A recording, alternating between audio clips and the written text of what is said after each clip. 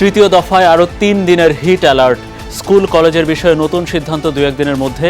বৃষ্টির আশায় বায়তুল মোকাররম সহ বিভিন্ন স্থানে বিশেষ নামাজ। পানির মালিক আপনি, ও পানির মালিক, ও বৃষ্টির মালিক, ও হাওয়ার মালিক, আপনি আমাদেরকে বৃষ্টি দিয়ে সান্ত্বনা করেন ইয়া আল্লাহ।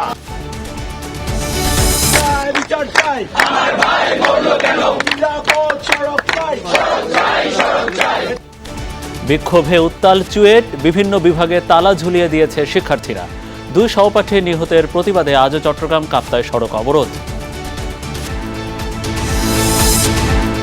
থাইল্যান্ডে ইউএনএসক্যাপ সম্মেলনে বিশ্বজুড়ে যুদ্ধ বন্ধের আহ্বান প্রধানমন্ত্রীর। বললেন, রোহিঙ্গা সংকটের সমাধান করতে হবে মিয়ানমারকেই।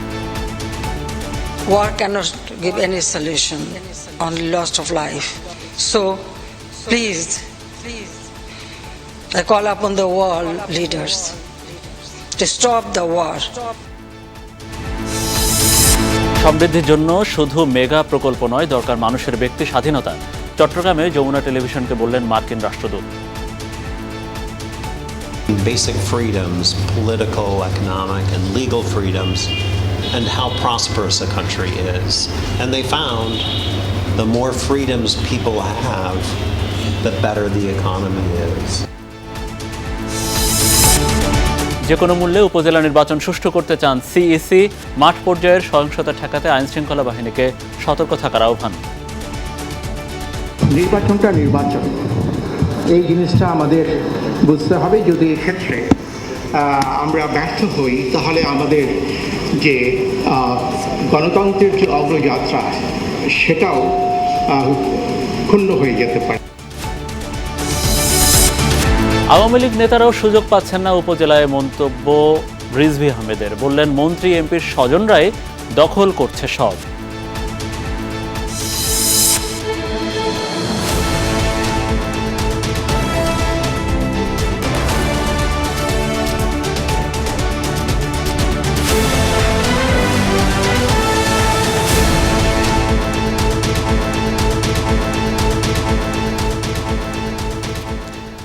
দর্শক, আপনাদের সবাইকে শুভেচ্ছা, আমন্ত্রণ দুপুরের বাংলাদেশের আয়োজনে। আপনাদের সাথে আছি আমি মনিরুল ইসলাম। এতক্ষণ আমাদের শিরোনামগুলো দেখছিলেন, এবারে বিস্তারিত খবর জানাবো। শুরুতেই অন্য দিনের মতো প্রচণ্ড গরমই আমাদের আজকের প্রধান খবর। সারা দেশে আবারও তাপপ্রবাহের হিট অ্যালার্ট জারি করেছে আবহাওয়া অধিদপ্তর। 26 থেকে 28 এপ্রিল পর্যন্ত নতুন এই সতর্কবার্তা জারির তথ্য নিশ্চিত করেছেন কর্মকর্তারা। এর আগে চলতি মাসেই 2 দফায় তাপপ্রবাহের সতর্কবার্তা জারি করেছিল আবহাওয়া অফিস। দ্বিতীয় দফায় তাপপ্রবাহের সতর্কবার্তা দেওয়া হয় 19 এপ্রিল।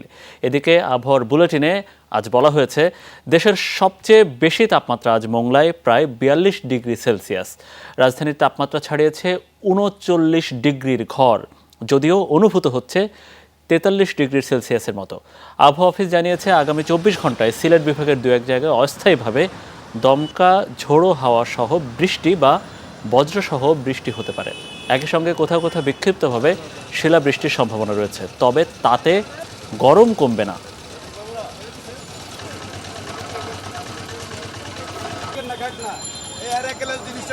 রাত্রে ঘুমাইতে পারি না, দিনও রাস্তাঘাট থাকে, বিল্ডিংয়ের গরমে অস্থির। এক খেপ দিতেই শরীরে একবারে ক্লান্ত হয়ে যায়, আর সেখন মনেও করে না গাড়ি চলাই। ভাড়া তো কম, কিন্তু গরমের অবস্থা খুব প্রচুর, যাত্রী তো বেশি দিতে চায় না। আগামী 5 দিন বা 6 দিন আমাদের সারা দেশে যখন তাপপ্রবাহ বয়ে যাচ্ছে, মোটামুটি বয়ে যেতে পারে। হয়তো বা কিছু অঞ্চল তাপপ্রবাহের আওতায় আসতে পারে, আবার কিছু অঞ্চল চলে যেতে পারে। তবে ওভারঅল তেমন একটা পরিবর্তনের সম্ভাবনা সারা দেশে নেই। তা আমরা তেমন একটা সুখবর দিতে পারছি না বৃষ্টির। অসহনীয় গরম থেকে মুক্তি এবং বৃষ্টির আশায় রাজধানীর বিভিন্ন এলাকায় বিশেষ নামাজ আদায় করেছেন মুসল্লিরা। ভুল ত্রুটির জন্য ক্ষমা প্রার্থনার পাশাপাশি মহান আল্লাহর দরবারে জানান শান্তির বৃষ্টির জন্য ফরিয়াদ। পুরো ঢাকায় যখন গরমের তীব্রতা 38 ডিগ্রি ছাড়িয়েছে, বায়তুল মোকাররমের দক্ষিণ প্লাজায় গরমের তীব্রতা তখন 42। এর মাঝেও তপ্ত টাইলসে উপস্থিত হাজারো মুসল্লি। আঙুলের উপর ভর দিয়েই নামাজের কাতারে দাঁড়ান সকলে। সকাল 11টায় জাতীয় মসজিদের দক্ষিণ প্লাজায় শুরু হয় সলাতুল ইস্তিসকার নামাজ। আল্লাহর রহমত কামনাই ছিল যার একমাত্র উদ্দেশ্য।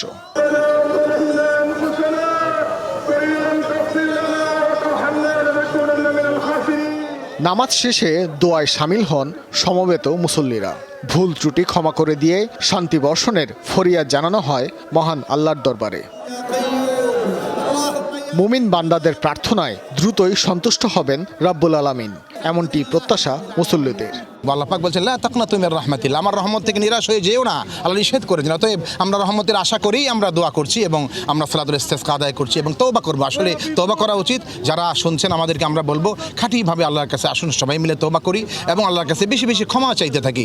তওবা ক্ষমা এর মাধ্যমে ইনশাআল্লাহ আল্লাহ পাকের রহমতের ফয়সালা হয়। আসুন আমরা সবাই এইভাবেই আমরা সামনের দিনগুলোতে আমরা বেশি বেশি করে আল্লাহর কাছে ক্ষমা চাইতে থাকবো। কলাবাগানে স্টাফ কোয়ার্টার মাঠেও সালাতুল ইস্তিসকারের ব্যবস্থা করা হয়। অংশ নেন কয়েকশো মুসল্লি। বৃষ্টির আশায় হয় বিশেষ মোনাজাত। আল্লাহর রহমতের জন্য, একটু বৃষ্টি হওয়ার জন্য, একটু তাপমাত্রা কমার জন্য, মানুষ যাতে শান্তিতে থাকে, এই এলাকার সকল মানুষ যেন ভালো থাকে, সেই জন্য আজকে এই নামাজের আয়োজন করা হয়েছে। এই গরম তাপ যা চলতেছে, এটা থেকে আল্লাহ তাআলা আমাদেরকে মুক্তি দান করেন, আমরা একটু ভালো থাকতে পারি। আল্লাহ যাতে আমাদের ভুল ভ্রান্তিগুলো, আমাদের যে পাপাচার আমরা লিপ্ত হয়েছি সেগুলো আল্লাহ ক্ষমা করে দেন এবং আমাদের উপর আল্লাহর রহমত বর্ষিত করেন বৃষ্টির মাধ্যমে। সেটা এই জন্য এই নামাজটা আদায় করা হয়। বিশেষ নামাজের আয়োজন করা হয় রাজধানীর লালবাগেও। কান্না জড়িত কণ্ঠে আল্লাহর কাছে দাবদাহ থেকে মুক্তি চান মুসল্লিরা। একই সাথে বৃষ্টির মাধ্যমে সারা দেশে শীতল পরশ বুলিয়ে দেওয়ার দোয়াও করা হয়। ভাস্কর ভাদুরী, যমুনা নিউজ, ঢাকা। এদিকে বৃষ্টি কামনায় কয়েক জেলায় সালাতুল ইস্তিসকা আদায় করেছেন মুসল্লিরা। প্রচণ্ড তাপদাহ এবং অনাবৃষ্টি থেকে রক্ষা পেতে বগুড়ায় মুসল্লিরা আদায় করেছেন বিশেষ নামাজ। সকালে শহরের গোদারপাড়া কেন্দ্রীয় ঈদগাহ মাঠে ছিল এ আয়োজন। ইমামতি করেন মাওলানা আলমগীর হোসাইন। নামাজে অংশ নেন বিভিন্ন বয়সের শতাধিক মুসল্লি। মোনাজাতে বগুড়া সহ সারা দেশে বৃষ্টিপাতের জন্য আল্লাহর রহমত প্রার্থনা করেন মুসল্লিরা। এ সময় কান্নায় ভেঙে পড়েন অনেকে। বিশেষ নামাজ হয়েছে রংপুর মহানগরীতেও। সকাল 9:30টায় আলহেরা ইনস্টিটিউট স্কুল মাঠে শত শত মুসল্লি নামাজ আদায় করেন। মোনাজাতে উঠে আসে বৃষ্টির জন্য প্রার্থনা। গত 5 মাস অনাবৃষ্টি চলছে রংপুর অঞ্চলে। কেবল মার্চ মাসে হয়েছিল 98 মিলিমিটার বৃষ্টি। এর খরা কাটিয়ে উঠে বৃষ্টির মাধ্যমে আল্লাহর রহমত কামনা করেন মুসল্লিরা। নারায়ণগঞ্জের রূপগঞ্জে বৃষ্টির জন্য বিশেষ প্রার্থনা করা হয়েছে। সকাল 7টায় ভারতচন্দ্র উচ্চ বিদ্যালয় মাঠে ছিল আয়োজন। নামাজে ইমামতি করেন কাঞ্চন উত্তর বাজার কেন্দ্রীয় মসজিদের খতিব মাওলানা জুলফিকার আলী। মোনাজাতে মহান আল্লাহর দরবারে বৃষ্টি প্রার্থনায় কান্নায় ভেঙে পড়েন মুসল্লিরা।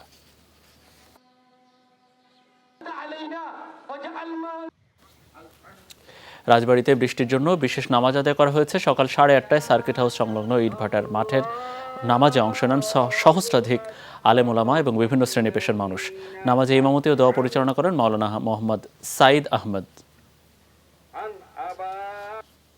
আমাদের বাংলাদেশে যেই তাপদাহ চলছে, এই তাপদাহ যেন না থাকে, আল্লাহর কাছে সেই প্রার্থনা করেছি।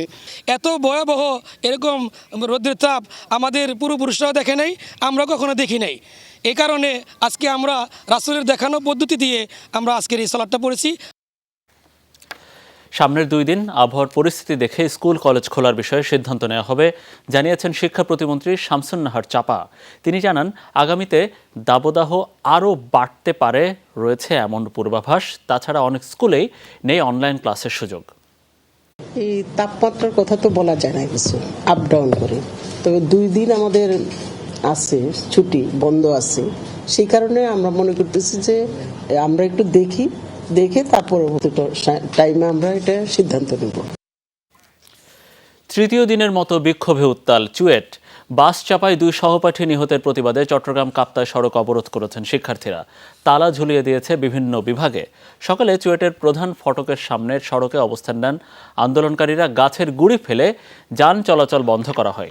দুপুরে বিভিন্ন ডিপার্টমেন্টে তালা ঝুলিয়ে দেয় ক্ষুব্ধ ছাত্রছাত্রীরা। সড়কে নিরাপত্তা সহ 10 দফা দাবি চুয়েট শিক্ষার্থীদের। দাবি আদায়ে বুধবার থেকে 48 ঘন্টার আলটিমেটাম দেন তারা। সড়ক অবরোধ করায় ভোগান্তিতে পড়েছেন যাত্রী পরিবহন চালক শ্রমিকরা। এদিকে শিক্ষার্থীদের সাথে আজ বৈঠকে বসার কথা বিশ্ববিদ্যালয় প্রশাসনের। গত সোমবার বাসের ধাক্কায় চট্টগ্রাম প্রকৌশল ও প্রযুক্তি বিশ্ববিদ্যালয়ের পুরকৌশল বিভাগের 2 শিক্ষার্থী প্রাণ হারান, আহত হন একজন। বাস চালককে বুধবার গ্রেফতার করেছে পুলিশ। প্রশাসন এখনো পর্যন্ত আমাদের সাথে একমত না। আমাদের দাবি দাওয়াগুলা পূরণ করার জন্য ওনাদের যে পদক্ষেপগুলো, প্রশাসন এখনো পর্যন্ত আমাদের সাথে একমত না। আমাদের দাবি দাওয়াগুলা পূরণ করার জন্য ওনাদের যে পদক্ষেপগুলো নেওয়া উচিত, ওনারা এগুলাতে খুবই ঢিলেমি করতেছে। আমরাই অবশ্যই কঠোর কর্মসূচির দিকে যাবো যদি আমাদের দাবি মানানো হয়। এই মুহূর্তে আমরা একটু চুয়েট ক্যাম্পাস প্রাঙ্গণে যাচ্ছি। আমাদের সহকর্মী মামুনুর রশিদ অভিষ এই ঘটনা সকাল থেকে তিনি কভার করছেন। অভি, একটু জানতে চাই যে বর্তমানে সেখানকার পরিস্থিতি একটু বলবেন, এবং এই যে শিক্ষার্থীদের বিভিন্ন দাবি দেওয়া, এটার সাথে বিশ্ববিদ্যালয় প্রশাসন, শুধু বিশ্ববিদ্যালয় প্রশাসন তো এটা করতে পারবে না, তারা পূরণ করতে পারবে না, আরও বিভিন্ন অঙ্গ প্রতিষ্ঠান বা সরকারি সংস্থা জড়িত। এই বিষয়ে এই সরকারি সংস্থাগুলো বা বিশ্ববিদ্যালয় প্রশাসনগুলোর অবস্থান কি?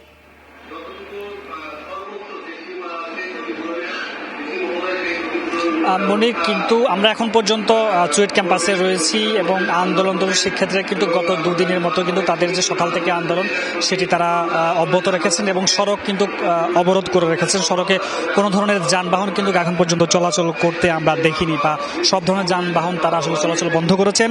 সকালবেলা বিশ্ববিদ্যালয় প্রশাসনের সাথে শিক্ষার্থীদের সাথে একটি বৈঠক বসার একটি কথা ছিল, কিন্তু সেই বৈঠক কিন্তু এখন পর্যন্ত বসেনি, কারণ বিশ্ববিদ্যালয় থেকে বলা হয়েছে 20 জন প্রতিনিধি নিয়ে তাদের সাথে বৈঠক বসার জন্য, কিন্তু সেই বিষয়টি তারা আসলে প্রত্যাখ্যান করছেন শিক্ষার্থীরা। তাদের দাবি ছিল যে গণমাধ্যম কর্মীদের সাথে রেখে সকল বিশ্ববিদ্যালয়ের যারা আন্দোলনরত শিক্ষার্থীরা আছেন তাদেরকে সঙ্গে নিয়ে একেবারেই খোলামেলাভাবে একটি বৈঠক করা তারা প্রস্তাবনা দিয়েছেন। সেটি কিন্তু তারা মানেনি বিশ্ববিদ্যালয় কর্তৃপক্ষ। এবং আমরা কিছুক্ষণ আগে জেনেছি বিশ্ববিদ্যালয় প্রশাসন তারা আসলে একাডেমিক কাউন্সিলিং মিটিংয়ে রয়েছেন এবং 8 ঘন্টা পরে কিন্তু সেই মিটিং শেষ হবে এবং শেষ হওয়ার পরে একটি সিদ্ধান্ত আসলে জানানো হবে। এবং শিক্ষার্থীদের মধ্য থেকে যে দাবি 10 দফা দাবি, তার মধ্যে অন্যতম দাবি হচ্ছে যে কাপ্তাই এবং চট্টগ্রামের যে সড়কটি রয়েছে সেই দুই লেনের যে সড়কটি সেটি 4 লেনে উন্নীত করা এবং সড়কে সকল বাস, এবি ট্রাভেলস এবং শাহ আমানত পরিবহন বাস থেকে শুরু করে এই বাসগুলো একেবারে নিষিদ্ধ করতে হবে। এই সড়কে কোনোভাবেই তারা কোনো ধরনের এই বাসগুলো চলতে পারবে না এবং যারা আসলে অরাজকভাবে আসলে সড়কের মধ্যে দাপিয়ে বেড়ান বাস এবং ট্রাক চালকরা রয়েছেন, সকলকে আসলে একটি নিয়ম নীতির মধ্যে থেকে আসলে তাদেরকে বাসগুলো চালানোর কথা বলা হচ্ছে। এবং সবকিছু মিলিয়ে আমরা বলতে পারি শিক্ষার্থীরা কিন্তু এখন পর্যন্ত তারা তাদের যে সিদ্ধান্ত তারা কিন্তু তাদের সিদ্ধান্তে অটল রয়েছেন। তারা বলছেন 10 দফা দাবি যতক্ষণ না পর্যন্ত আদায় না হয় ততক্ষণ পর্যন্ত তাদের যে অবরোধ সেটি অব্যাহত থাকবে এবং পাশাপাশি তাদের যেই বিশ্ববিদ্যালয়ের কর্তৃপক্ষের কাছে তাদের যে 2টি দাবি ছিল। জি, অনেক ধন্যবাদ আপনাকে। বুঝতে পেরেছি মামুনুর রশিদ অভি, তিনি চুয়েট ক্যাম্পাস থেকে জানাচ্ছিলেন। যাচ্ছি পরের খবরে। ফিলিস্তিনের গাজায় ইসরায়েলি আগ্রাসন এবং রাশিয়া ইউক্রেন যুদ্ধ বন্ধের আহ্বান জানিয়েছেন প্রধানমন্ত্রী শেখ হাসিনা। থাইল্যান্ডের ইউএনএসক্যাপ সম্মেলনের 80তম সেশনে দেয়া ভাষণে তিনি বলেছেন, যুদ্ধ কোনো সমাধান নয়, আলোচনার মাধ্যমে সমস্যা সমাধানের আহ্বান জানান শেখ হাসিনা। রোহিঙ্গা ইস্যুতে বলেন, এটি মিয়ানমারের সংকট, তাই তাদেরই করতে হবে সমাধান। এ সময় এই অঞ্চলের দেশগুলোকে বাংলাদেশের 100 বিশেষায়িত অর্থনৈতিক জোনে বিনিয়োগের আহ্বান জানান প্রধানমন্ত্রী। থাইল্যান্ডের ইউএনএসক্যাপ সম্মেলনের 80তম সেশন। সম্মেলনে যোগ দিয়ে বক্তব্য রাখেন প্রধানমন্ত্রী Sheikh Hasina.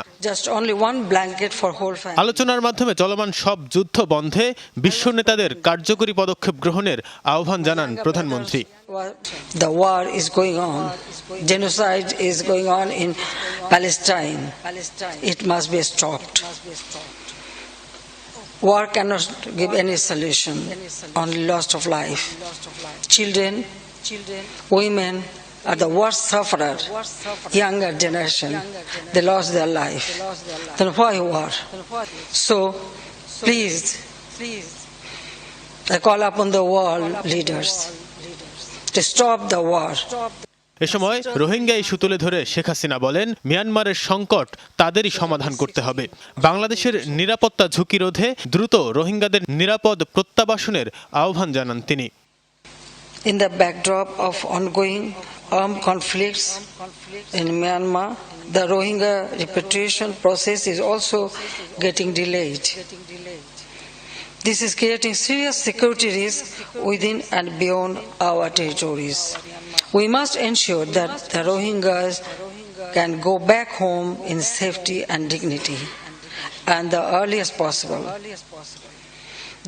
The origin of their crisis has been in Myanmar, and its solution also lies with Myanmar. সম্মেলনে প্রধানমন্ত্রী বলেন, এশিয়া প্রশান্ত মহাসাগরীয় অঞ্চলের উন্নয়নে বরাবরই প্রস্তুত বাংলাদেশ। এই অঞ্চলের দেশগুলোকে বিনিয়োগের আহ্বান জানান বাংলাদেশের 100 বিশেষায়িত অর্থনৈতিক জোনে। I established democracy in my country. And because democracy and continuous stability is there, and that's why I could make that much progress for our people.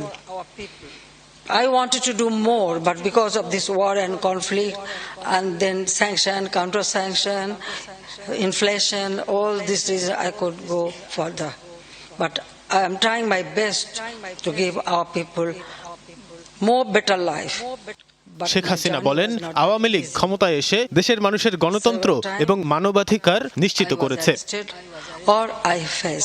Tanvir Siddique Tipu, Jamuna news. সমৃদ্ধি অর্জনের জন্য মেগা প্রকল্পই যথেষ্ট নয়, নিশ্চিত করতে হবে মানুষের ব্যক্তি স্বাধীনতা। এ মন্তব্য করেছেন বাংলাদেশে নিযুক্ত মার্কিন রাষ্ট্রদূত পিটার হাস। চট্টগ্রামে যমুনা টেলিভিশনকে দেয়া একান্ত সাক্ষাৎকারে তিনি বলেছেন, মানুষ যত বেশি স্বাধীনতা পাবে তাদের দেশের অর্থনীতি তত ভালো হবে। পিটার হাসের প্রত্যাশা, বাংলাদেশ যুক্তরাষ্ট্র দ্বিপাক্ষিক সম্পর্ক সামনে আরও জোরালো হবে। প্রথমবারের মতো সীতাকুণ্ডে শিপইয়ার্ড পরিদর্শনে বাংলাদেশে নিযুক্ত মার্কিন রাষ্ট্রদূত পিটার হাস নারী উদ্যোক্তাদের সাথে মতবিনিময় সহ চট্টগ্রাম সফরে ব্যস্ত সময় কাটান তিনি। এর ফাঁকেই যমুনা টেলিভিশনের সাথে একান্তে কথা বলেন পিটার হাস। আশাবাদ ব্যক্ত করেন বাংলাদেশের সাথে যুক্তরাষ্ট্রের দ্বিপাক্ষিক সম্পর্ক উত্তরোত্তর বাড়বে। And we kind of have 5 priorities that we work on. I think everyone knows we work on human rights and democracy and those issues. We work on the security cooperation. We work on the economics and environment. Again, you saw part of that. We work a lot on the Rohingya, which I know is close by to here. And also just basic resilience on education, health, and those kinds of things, climate change that Bangladesh needs to in order to stay resilient and to continue to grow. কথা প্রসঙ্গে উঠে আসে মানবাধিকার পরিস্থিতি নিয়ে মার্কিন পররাষ্ট্র দপ্তরের বার্ষিক প্রতিবেদনের প্রসঙ্গ। সোমবার প্রকাশিত এই প্রতিবেদনে বলা হয়েছে, বাংলাদেশে মানবাধিকার পরিস্থিতির উল্লেখযোগ্য কোনো পরিবর্তন হয়নি। পিটার হাসের দাবি, সুস্পষ্ট তথ্যের ভিত্তিতেই এই প্রতিবেদন। In Bangladesh, it is sobering reading.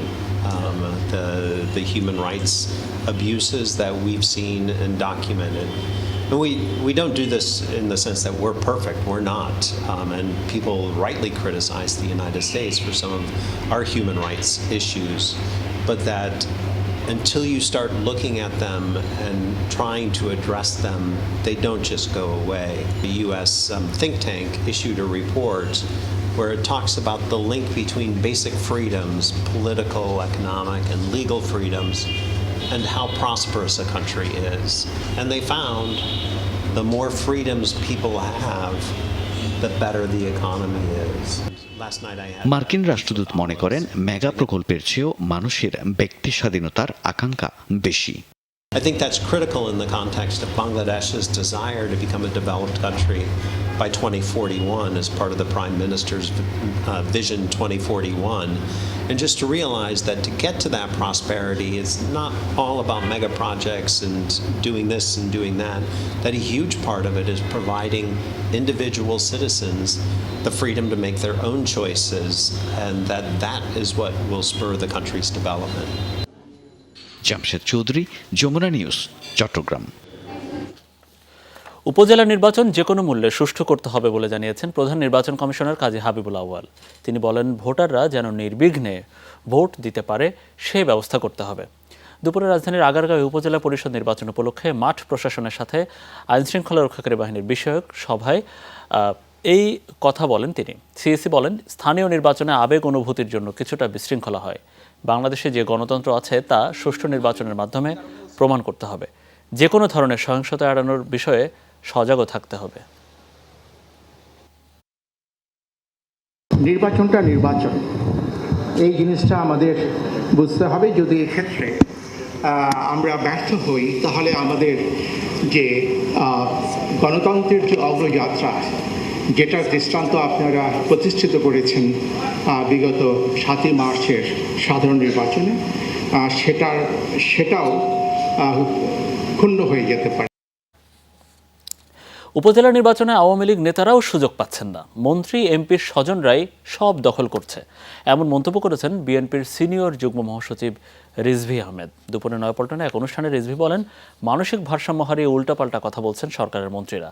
তীব্র দাবদাহে অতিষ্ঠ সাধারণ মানুষের পাশে ক্ষমতাসীনরা নেই বলেও দাবি করেন বিএনপি নেতারা।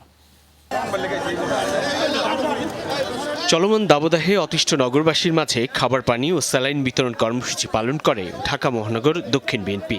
মহানগরের থানা থেকে ওয়ার্ড পর্যন্ত শ্রমজীবী মানুষের পাশে থাকতে সপ্তাহব্যাপী চলবে এই কর্মসূচি। পরবর্তীতে চেষ্টা করব যাতে খাদ্য শোষণীয় আমরা মানুষের মাঝে যেতে পারি। অনুষ্ঠানে যোগ দিয়ে বিএনপির সিনিয়র যুগ্ম মহাসচিব রিজভী আহমেদ কথা বলেন উপজেলা নির্বাচন নিয়ে। দাবি করেন, এমন একতরফা ও জোর জবরদস্তির নির্বাচনে মন্ত্রী এমপিদের চাপে আওয়ামী লীগ নেতারাই অংশ নিতে পারছে না। নাটোরে প্রার্থী অপহরণের ঘটনায়ও নিশ্চুপ পুলিশ। শেখ হাসিনার আরেকটা দামি নির্বাচন করতে চাচ্ছেন উপজেলা নির্বাচন। আরে বাপ রে বাপ, কি নির্বাচনের আপনার ফুর্তি তাদের। আওয়ামী লীগেরও অন্যান্য নেতারা কেউ সুযোগ পাচ্ছে না। আওয়ামী লীগের এমপির শালা, আওয়ামী লীগের এমপির ছোট ভাই, আওয়ামী লীগের এমপির স্ত্রী, এরা হচ্ছে আপনার ক্যান্ডিডেট। নেতারা বলেন, উন্নয়নের ফানুসের নামে দুর্নীতি করতে পরিবেশ ধ্বংস করেছে সরকার। চারিদিকে নদী বেষ্টিত এই ঢাকার নদীগুলি কিন্তু এখন ভরাট হয়ে যাচ্ছে। যেটি বলেছে, এটা একমাত্র লুটেরা গণবিরোধী সরকার থাকলেই তাই হয়। দেখছেন না যে ব্যাংকগুলো সব খায় ফেলাইছে, আর সামনে যা দেখে তাই খায়। আর ওই যে পিস্তি তাদের রাস্তার মধ্যে এটাও খাও, খাইতে খাইতে অবস্থা, রাস্তা নাই, গাছ নাই, আজকে গাছ নাই, গাছ খায় ফেলাইছে। তারা এসি রুমে বসে ঠান্ডা বাতাস খাচ্ছে। আজকে অসহায় সাধারণ মানুষ দ্রব্যমূল্য ঊর্ধ্বগতির কারণে দুর্বিষহ জীবনযাপন করছে। তীব্র দাবদাহে আজকে জনজীবন বিপর্যস্ত হয়ে গেছে সারা বাংলাদেশে। কিন্তু একটি লোক কি আওয়ামী লীগের এরকম পানি বিতরণ করেছে কেউ দেখেছেন আপনারা? জনগণের কাছে জবাবদিহিতা নেই বলেই ক্ষমতাসীনরা বেপরোয়া হয়েছে বলেও মন্তব্য করেন নেতারা। এই দেশকে রক্ষায় বাংলাদেশের সাধারণ জনগণকে এগিয়ে আসতে হবে। সাইফুদ্দিন রবিন, যমুনা নিউজ, ঢাকা। অপরাধী যেই হোক তাকে বিচারের মুখোমুখি হতে হবে। রাজনৈতিক বক্তব্যের আড়ালে সন্ত্রাসীদের রক্ষার অপকৌশল সফল হবে না বলে বিএনপিকে হুঁশিয়ারি করেছেন আওয়ামী লীগের সাধারণ সম্পাদক ওবায়দুল কাদের। দুপুরে গণমাধ্যমে পাঠানো এক বিবৃতিতে বিএনপি মহাসচিব মির্জা ফখরুল ইসলাম আলমগীরের বিবৃতির এটা রাজনৈতিক উদ্দেশ্য প্রণোদিত উল্লেখ করে এর নিন্দা ও প্রতিবাদ জানান। ওবায়দুল কাদের বলেন, বিএনপি যে কোনো উপায়ে ক্ষমতায় আসার জন্য মরিয়া হয়ে উঠেছে, তাদের নেতারা হিতাহিত জ্ঞান শূন্য হয়ে পড়েছে। কাদের বলেন, বিএনপি গণতান্ত্রিক আন্দোলনে ব্যর্থ হয়ে সরকার বিরোধী তথাকথিত আন্দোলনের নামে সন্ত্রাস সহিংসতার পথ বেছে নিয়েছে। পুলিশের সাবেক মহাপরিদর্শক ডক্টর বেনজির আহমেদ ও তার পরিবারের সদস্যদের নগদ অর্থের তথ্য চেয়ে বাংলাদেশ ব্যাংকের আর্থিক গোয়েন্দা বিভাগ বাংলাদেশ ফিনান্সিয়াল ইন্টেলিজেন্স ইউনিটকে চিঠি দিয়েছে দুর্নীতি দমন কমিশন দুদক। পাশাপাশি এফডিআর সঞ্চয়পত্র সহ স্থাবর অস্থাবর সম্পদের তথ্য জানতে চেয়ে joint stock sub registry office সহ সরকারের বিভিন্ন দপ্তরে চিঠিও দিয়েছে সংস্থাটি। আগামী মে মাসের প্রথম সপ্তাহের মধ্যে দুদককে এসব তথ্য সরবরাহ করতে বলা হয়। এছাড়া দুদকের অনুসন্ধানী দল অভিযোগের বিষয়ে জানতে বেনজির আহমেদকে জিজ্ঞাসাবাদ করবে বলে জানিয়েছেন দুদকের কমিশনার জহুরুল হক। আগামী জুলাইয়ে G20 সম্মেলনের আগে ব্রাজিলে দ্বিপাক্ষিক সফর করবেন প্রধানমন্ত্রী শেখ হাসিনা। সফরে খেলা, নিরাপত্তা, কারিগরি সহযোগিতা নিয়ে সমঝোতা স্মারক সই হতে পারে বলে জানিয়েছেন ব্রাজিলের রাষ্ট্রদূত পাওলো ফার্নান্দেজ ফেরেস। কূটনৈতিক বিষয়ক সাংবাদিকদের সংগঠন ডিক্যাপ টকে জানান, আলোচনা হবে ভিসা ইস্যুতেও। ঢাকায় ভিসা সেন্টার চালুর পরিকল্পনা আছে ব্রাজিলের।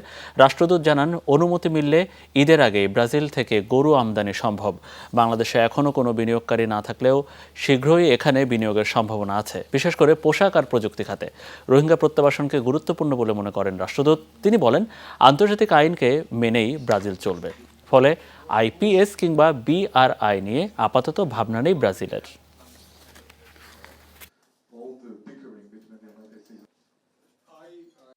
President Lula, during the visit, the minister gave Prime Minister Hassina a letter from the president inviting her to go to Brazil in July the 28th.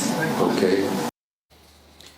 ইসরায়েলে আগ্রাসন বিরোধী আন্দোলনের মধ্যেই যুক্তরাষ্ট্রের কয়েকটি বিশ্ববিদ্যালয় চত্বরে নামাজ আদায় করলেন মুসলিম বিক্ষোভকারীরা। নামাজ পড়ার দৃশ্য দেখা গেছে যুক্তরাষ্ট্রের লস অ্যাঞ্জেলসের ইউনিভার্সিটি অফ সাউদার্ন ক্যালিফোর্নিয়ায়। এছাড়াও চলমান ছাত্র আন্দোলনে নামাজের এমন বেশ কয়েকটি ভিডিও বেশ আলোড়ন তুলেছে সামাজিক যোগাযোগ মাধ্যমগুলোতে। বিভিন্ন দেশের আন্দোলনরত মুসলিম শিক্ষার্থীরা দিন-রাত অবস্থান করছেন বিশ্ববিদ্যালয় চত্বরেই, আর তাই পুলিশের সাথে উত্তেজনার মধ্যেই আদায় করছেন নামাজ। বেশ কয়েকদিন ধরেই মার্কিন বিশ্ববিদ্যালয়গুলোতে চলছে নজিরবিহীন ছাত্র আন্দোলন। মুসলিমরা ছাড়াও যাতে অংশ নিচ্ছেন ইহুদি সহ বিভিন্ন ধর্মবর্ণের মানুষ।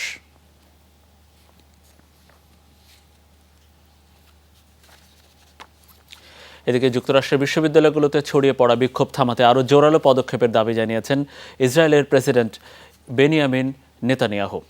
বুধবার এই আহ্বান জানান ইসরায়েলের প্রধানমন্ত্রী বেনিয়ামিন নেতানিয়াহু। আমেরিকার শিক্ষা প্রতিষ্ঠানগুলোতে যা হচ্ছে তা ভয়াবহ। ইহুদি বিদ্বেষীরা মার্কিন বিশ্ববিদ্যালয়গুলোর নেতৃত্ব দিচ্ছে, তারা ইসরায়েলের ধ্বংস চায়। এটি বন্ধ হওয়া দরকার। ব্যর্থহীনভাবে সব কর্মকাণ্ডের নিন্দা জানানো উচিত ছিল, কিন্তু এক্ষেত্রে কয়েকটি বিশ্ববিদ্যালয়ের প্রেসিডেন্টের ভূমিকা খুবই লজ্জাজনক। প্রশাসনকেও আরও জোরালো পদক্ষেপ নিতে হবে। দর্শক, আর এই ছিল আমাদের দুপুরে বাংলাদেশের আয়োজন। এতক্ষণ আমাদের সাথে থাকার জন্য আপনাদের সবাইকে অনেক অনেক ধন্যবাদ।